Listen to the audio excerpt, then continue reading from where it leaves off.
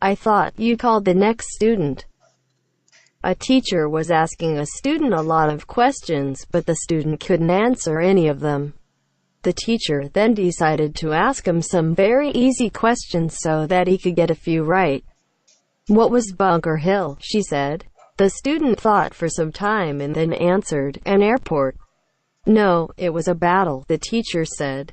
She was getting a little angry now, but she was trying not to show it. Then she asked who was the first president of the United States. The student thought for a long time, but didn't say anything. Then the teacher got very angry and shouted, George Washington. The student got up and began to walk towards his seat. Come back, the teacher said. I didn't tell you to go. Oh, I'm sorry, the student said. I thought you called the next student. Turn out. A small boy was back home from school. When reaching near the door, he suddenly heard a male voice courting his mother come from inside the house. This night, I will wait you at the usual place.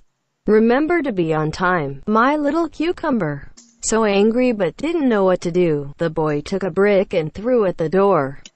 His mother ran out and shouted, What do you do so noisily? Nothing. I just threw a cat intending to eat stealthily a cucumber in our kitchen cabinet. The man understood, turned pale, bent his head and ran away. Polite. As you know, the English people is very polite. If your employer wants to fire you, he will use most polite sentences. And here are popular sentences. I don't know what we will work without you.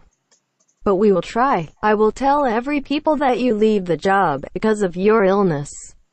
But in fact, I was taken ill with you. You are not irresponsible. The problem is you are responsible for many disasters than anyone can. In your position, I have a good news for you. You will not have to worry about going to work late anymore. Tell me, how long have you worked here, except tomorrow?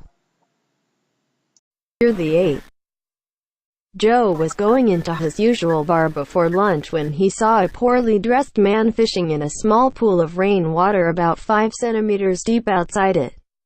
Joe stopped and watched the man for a few minutes. He saw that most of the people who passed by him believed he must be rather mad. Joe pitied the man. So after a few minutes he went up to him and said kindly, Hello, would you like to come into the bar and have a drink with me? The fisherman was delighted to accept his offer, and the two men went into the bar together. Joe bought the man a few drinks and finally said to him, You've been fishing outside here, haven't you?